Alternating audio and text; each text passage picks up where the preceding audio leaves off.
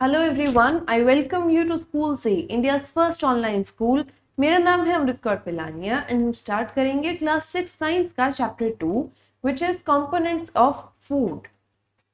जो आप खाना खाते हैं उसके जो कंपोनेंट्स हैं वो क्या क्या हैं। आप मुझे बताइए कि हम हमेशा एक ही तरह का खाना क्यों नहीं खाते। घर में या तो सिर्फ चावल या सिर्फ रोटी क्यों नहीं बनती, वाई। उसके साथ आपको कोई सब्जी, दाल, दूध, दही ये सब क्यों दी जाती है। There is a reason behind it.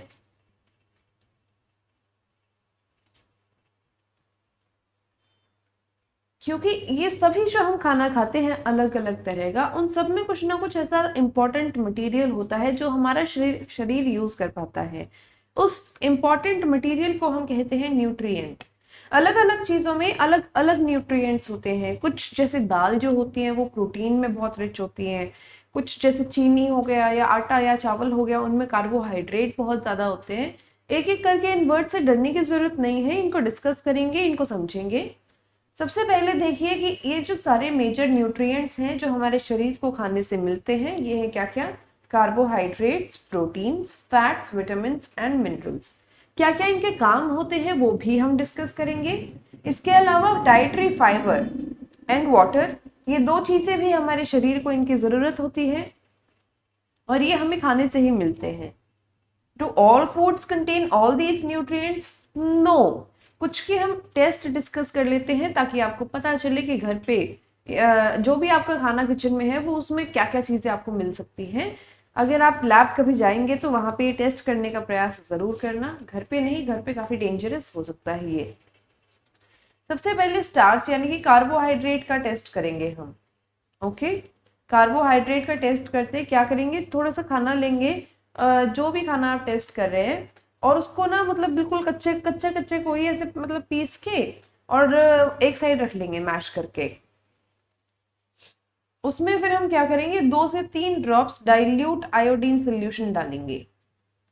अगर उसका रंग चेंज होता है, अगर उसका कलर ब्लू ब्लैक हो जाता है तो उसमें 100% स्टार्च है। आलू पे करके देखना आप। ये पटाटो पे बहुत फेमस है, ये जो पटाटो वाला टेस्ट है। जनरली सब लोग पटाटो पे ही करके देखते हैं क्योंकि पटाटो में बहुत ज्यादा स्टार्च होता है या फिर कार्ब्स होते हैं। कहते हैं ना, आलू खाओगे आलू जैसे हो जाओगे, लौकी खाओगे लौकी जैसे हो जाओगे। इसीलिए जो आलू होता है वो बहुत मतलब इतना प्रोटीन रिच फूड नहीं है, कार्बोहाइड्रेट रिच फूड है, वो आपको मोटा कर सकता है। अब आप सोच रहे हो कि डाइल्यूट आयोडीन का सोल्यूशन हम बनाएंगे कैसे। तो वो कैसे प्रिपेयर होगा, कुछ ड्रॉप्स टिंक्चर आयोडीन को हम टेस्ट ट्यूब पर डालेंगे और उसमें आधा आधा टेस्ट ट्यूब वो पानी से भरा हुआ होगा जब। तो फिर ऐसे आप डाइल्यूट आयोडीन सोल्यूशन बना सकते हैं। टिंक्चर आयोडीन आयोडीन जो है ये आपको अपनी साइंस लैब में मिलेगा। कॉपर सल्फेट सोल्यूशन कैसे प्रिपेयर होगा, 2 ग्राम कॉपर सल्फेट को 100 ml वाटर में डालो, बन गया कॉपर सल्फेट सोल्यूशन। ठीक है। सी क्या है इसका फॉर्मूला, CuSO4, ये इसका फॉर्मूला है। 10 gram of caustic soda dissolve in 100 ml of water makes the required solution of caustic soda. जो कॉस्टिक सोडा हमें चाहिए उसका 10 ग्राम को हम 100 ml वाटर में डिसॉल्व करेंगे तो हमारा वो सोल्यूशन आ जाएगा जिसकी हमें आवश्यकता है।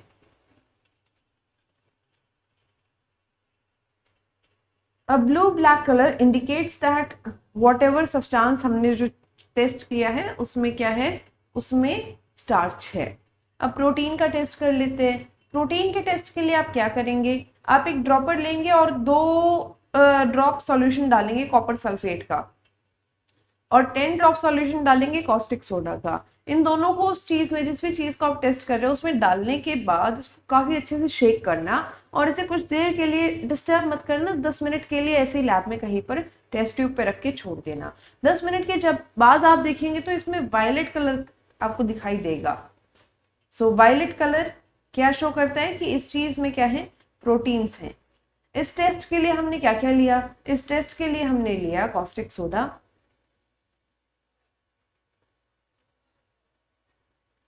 ठीक है। इसके अलावा सेकंड चीज हमने क्या ली, सेकंड चीज हमने ली थी copper sulphate solution CuSO4। Copper sulphate हमने 2 ड्रॉप्स लिया था, कॉस्टिक सोडा हमने 10 ड्रॉप्स लिया था। इन दोनों को जब हमने वो जो भी खाना खाने का सैंपल हम चेक कर रहे हैं उसमें डाला, उसको काफी अच्छे से शेक किया और 10 मिनट के लिए रेस्ट करने दिया, तो उसके बाद उसका कलर हो गया था वायलेट, जो प्रूव करता है कि इसमें क्या है, प्रोटीन है। ओके,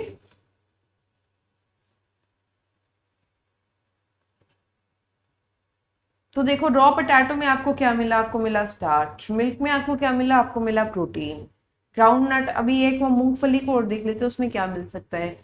बहुत इजी टेस्ट है मूंगफली वाला, तो ऐसे ही आप बाकी चीजों का भी घर पे करके देखना कि घर पे जो ये सूखे चावल होते हैं इनको पीस के तीनों को अपनी लैब में ले जाओ स्कूल में और वहां पे टेस्ट करके देखो। कुक्ड राइस, पके हुए चावलों का टेस्ट करो, ड्राई कोकोनट का टेस्ट करो, ये सारी चीजों के टेस्ट करके देखना। कुछ अपनी मर्जी से यहाँ पे चीजें ऐड करके ये आप फिल करना जब आप लैब जाओगे। ओके, अभी फैट्स का टेस्ट क्या होगा, एक small quantity of food item लेंगे हम और उसको अच्छे से क्रश कर लेंगे पेपर के अंदर डाल के। एक कागज लिया, उसमें थोड़ा सा खाना रखा जो भी आप टेस्ट कर रहे हो, कागज को ऐसे बंद किया और उसको अच्छे से क्रश कर लिया, यानी वो जो चीज है उसको अच्छे से अंदर से पीस दिया तरीके से। अगर उस पेपर के ऊपर कुछ भी ऐसे मतलब दाग वगैरह नहीं आता तो उस चीज में फैट नहीं है। लेकिन उस पेपर के ऊपर अगर कुछ ऑयली सा आपको एक पैच या फिर निशान पड़ा हुआ दिखाई दे तो इसका मतलब जो खाना आपने लिया था उसमें फैट्स हैं। ऐसे ही आप मूंगफली का करके देखना, मूंगफली को किसी भी पेपर के अंदर रखो, छोटे से पेपर का टुकड़ा लो और उस टुकड़े को फिर ऐसे मूंगफली के ऊपर प्रेस कर दो घुमा के, ठीक है। तो उसके बाद क्या होगा कि उस पेपर पे थोड़ा थोड़ा ऑयल आ जाएगा, कहीं कहीं से उसमें ना ट्रांसपेरेंसी आ जाएगी, ये चिकना चिकना ना आपको एक निशान दिखाई देगा, तो इसका मतलब मूंगफली में क्या है, ऑयल है। ऑयल है तो क्या मतलब है, मूंगफली में क्या है, फैट है। Okay, an oily patch on paper shows that the food item has fat. The food item may sometimes contain a little water. Therefore, after you have rubbed an item on paper, let the paper dry for a while. If there were any water that may have come from food, then it would dry up.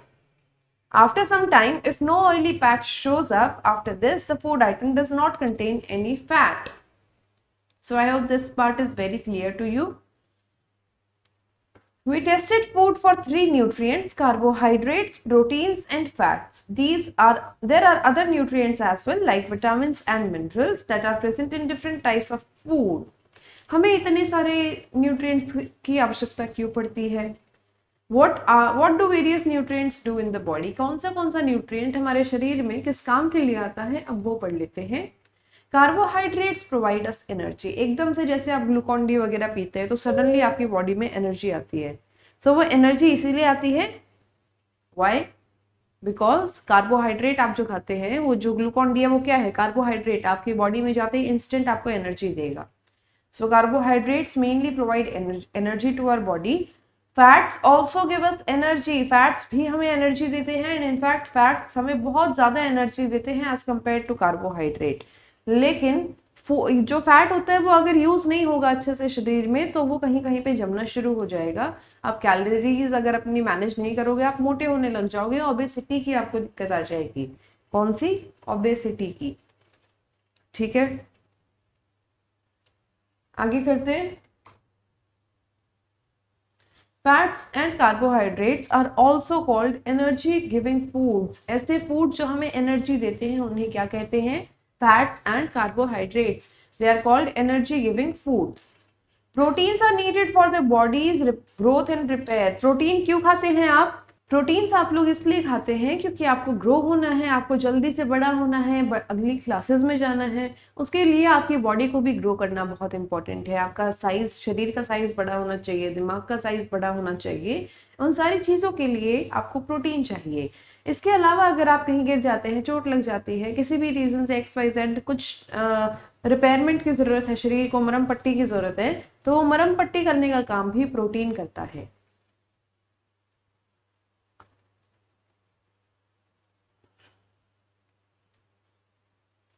Therefore, food that has protein are also called body building food. यानी ऐसा खाना जो हमें proteins देता है उसको हम क्या कहेंगे, बॉडी बिल्डिंग फूड। क्योंकि प्रोटीन से क्या बनता है, आपकी बॉडी बनती है, मसल्स बनती हैं, ठीक है। वो बड़े बड़े भैया दीदी को देखा है ना आपने, मोटी मोटी बाजू होती हैं ऐसे, मतलब डोले शोले होते हैं उनके। तो वो जो डोले शोले हैं वो किस रीजन से हैं, वो उनके प्रोटीन खाने की वजह से है। विटामिन क्या क्या हमें हेल्प करते हैं? Vitamin help in protecting our body against diseases. Vitamin हमारे शरीर को बीमारियों से बचाने में हेल्प करते हैं, डिजीजेस से बचाने में हेल्प करते हैं। Vitamin also help in keeping our eyes, bones, teeth and gums healthy. हमारी आंख, कान, ओके, और जो गम्स है यानी मसूड़े हैं, टीथ है, इनको हेल्दी रखने में भी विटामिन का बहुत बड़ा रोल है। विटामिन कई प्रकार के होते हैं, जैसे ए, सी, डी, ई, के, और एक विटामिन बी कम्प्लेक्स जिसमें तकरीबन 12 विटामिन हैं, 12 बी विटामिन है। ओके, हम इतना इतना डिटेल में अभी नहीं पढ़ेंगे। अगर आप फ्यूचर में बायो पढ़ेंगे ढंग से तो वहाँ पे आपको ये सारे विटामिन दिखाई देंगे, B1, B2, B3, B5, B7, इस तरीके से। ठीक है। Our body needs all the vitamins in the small quantities. Vitamin A keeps our skin and eyes healthy. अगर आप विटामिन ए अच्छे से नहीं खाओगे तो आपकी आईज हेल्दी नहीं रहेंगी, आपको चश्मा चढ़ सकता है, आपकी स्किन हेल्दी नहीं रहेगी। So vitamin A keeps your skin and eyes healthy. इसलिए कहते हैं कि गाजर खाया करो, क्योंकि विटामिन ए गाजर में बहुत होता है। Vitamin C helps the body to fight against many diseases. जो विटामिन सी है वो आपके शरीर को बहुत सारी बीमारियों से लड़ने की क्षमता देता है, यानी आपको वो क्या देता है? Immunity. It gives you immunity, बीमारियों के खिलाफ प्रतिरोधक क्षमता। Vitamin D helps our body to use calcium for our bones and teeth. आप कैल्शियम कितना ही खा लो, लेकिन अगर आपकी बॉडी में विटामिन डी नहीं है तो आपका बॉडी उस कैल्शियम को कभी यूज नहीं कर सकता। इसीलिए विटामिन डी की आवश्यकता होती है बॉडी में। Food that are rich in vitamin are shown below. ठीक है, ये हम बाद में देखेंगे, लेकिन अभी आपको पता होना चाहिए कि हमारा शरीर जो है वो अपने आप भी विटामिन मैन्युफैक्चर कर लेता है, और जो विटामिन वो खुद से बना पाता है वो है विटामिन डी। लेकिन इसके लिए हमें सनलाइट की आवश्यकता होती है, just like plants and trees. Okay, minerals are needed by the body in small amounts. Minerals बहुत कम मात्रा में हमारे शरीर को इनकी जरूरत होती है, लेकिन ये सभी असेंशियल हैं, जरूरी हैं। Each one of them is essential. कैसे?